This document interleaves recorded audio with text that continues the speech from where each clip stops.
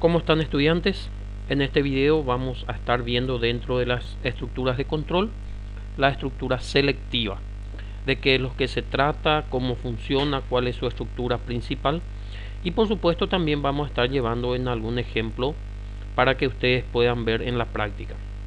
Entonces, la estructura selectiva dice que en ocasiones un algoritmo contiene series de decisiones en las que se evalúan una serie o expresión de manera separada para cada uno de los valores. O sea, hay programas en la que una misma variable puede asumir muchos valores. Por ejemplo, en el caso de la nota, ser, por ejemplo, muy bueno, bueno, insuficiente, excelente. Entonces, todos esos valores se pueden asumir dentro de una variable. Entonces, el programa ya, de acuerdo a la nota, tiene que seleccionar una opción. Y de acuerdo a eso se llevan a cabo diferentes acciones, como dice acá. Esto se llama selección múltiple, o sea, existen múltiples alternativas. El lenguaje C proporciona la instrucción de selección múltiple switch para manejar la toma de decisiones. En lenguaje C y en otros lenguajes también, por supuesto, se utiliza la selección múltiple switch, que es la que nosotros vamos a estar viendo en este estudio. La instrucción switch consiste en una serie de etiquetas case y un caso opcional default. Entonces, esto vamos a estar viendo ya, digamos, más detalladamente a continuación. La estructura selectiva switch, el código es el siguiente. Primero se escribe, por supuesto, la palabra switch y dentro del paréntesis se escribe la variable que se va a utilizar como filtro.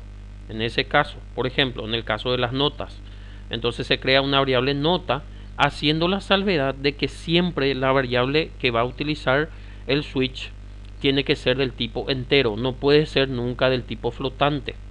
¿Está bien? Esa es una observación muy importante, porque de lo contrario no va a funcionar. Y dentro de la estructura switch, que por supuesto abre la llave del cuerpo y cierra allá abajo, allí dentro se ponen ya las diferentes etiquetas de los case, o sea, de los diferentes casos.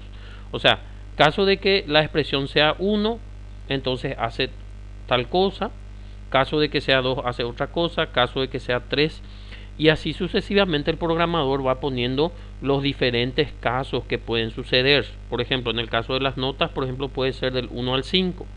1 es insuficiente, 2 es aceptable, 3 es bueno, 4 muy bueno, 5 excelente, por ejemplo. Y después se pone también un caso default. El caso default es, por ejemplo, de que en el caso que en el filtro el usuario, por ejemplo, digite una opción que no esté contemplada dentro de las notas. Por ejemplo, si la persona digita el número 12, entonces va a caer directamente en el caso default y le puede salir, por ejemplo, un error diciéndole esa nota no existe, por ejemplo. Entonces, esto es más bien para que ustedes conozcan primeramente la estructura switch, cómo se escribe, y por supuesto que después dentro de los ejemplos vamos a ir profundizando.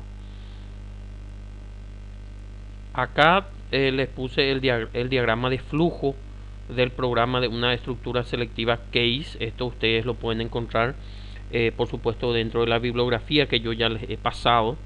Entonces, cuando entra dentro del switch, entonces viene a evaluar el caso 1.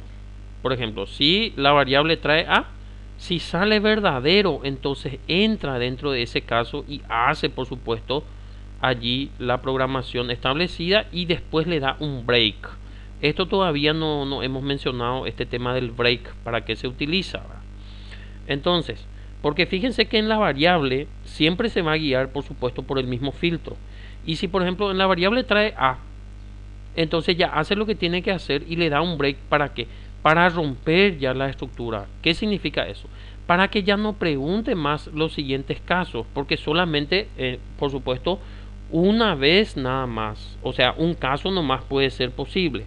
O sea, en el caso de las notas, por ejemplo, si la nota es aceptable, entonces por supuesto ya no vamos a ser muy bueno ni excelente. Entonces hace lo que tiene que hacer en ese caso y después ya rompe la estructura, tipo para que ya no pregunte por los otros casos, ¿entienden? Porque de balde ya va a preguntar por los siguientes, porque solamente y obviamente una sola opción puede ser a la vez. O sea, si por ejemplo, si la nota no es aceptable, entonces si sale falso eso, ahí sí tiene que ir a preguntar si la nota es bueno.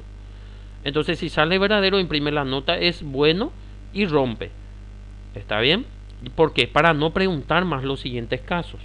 ¿Está bien? Y así sucesivamente. Entonces esa es la forma del flujo del programa. Si uno da verdadero, hace las instrucciones correspondientes y después rompe ya la estructura para no tener que preguntar los diferentes casos, o los demás casos, mejor dicho. ¿Por qué? Porque ya no es necesario, ¿verdad? Entonces, esto va directamente así. Mientras que le dé verdadero, entra y rompe. O de lo contrario, si le da falso, pasa al siguiente caso. Si le da falso, nuevamente pasa a preguntar todos los casos que tenga que preguntar. Si por ahí el filtro no cumple ninguno de los casos, entonces va a caer en el default. ¿Está bien? Eso es lo que ustedes tienen que comprender, digamos, acá en este primer momento, el funcionamiento del flujo del programa para la estructura selectiva, en este caso switch, que es lo que vamos a utilizar nosotros para la programación C, y como ya hemos mencionado también, vamos a estar utilizando también, o se puede utilizar también, mejor dicho, en otros lenguajes de programación. Entonces, nosotros, como habíamos dicho, vamos a ver un ejemplo. Vamos a hacer juntos un ejemplo que es este siguiente programa que está aquí, para poder entender y por supuesto aplicar también la estructura de selección. Dice, hacer un programa que simule el funcionamiento de un cajero automático con un saldo inicial de $1000.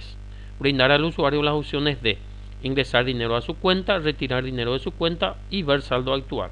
Y utilizar para ello, por supuesto, la estructura de selección switch. Entonces vamos a ir haciendo paso a paso este programa y allí vamos a ir entendiendo mejor el funcionamiento. Vamos por este momento dejar por aquí para no extender mucho el video. Entonces en el siguiente sí ya vamos a empezar con el código de este programa y vamos a ir avanzando gradualmente. Muchas gracias.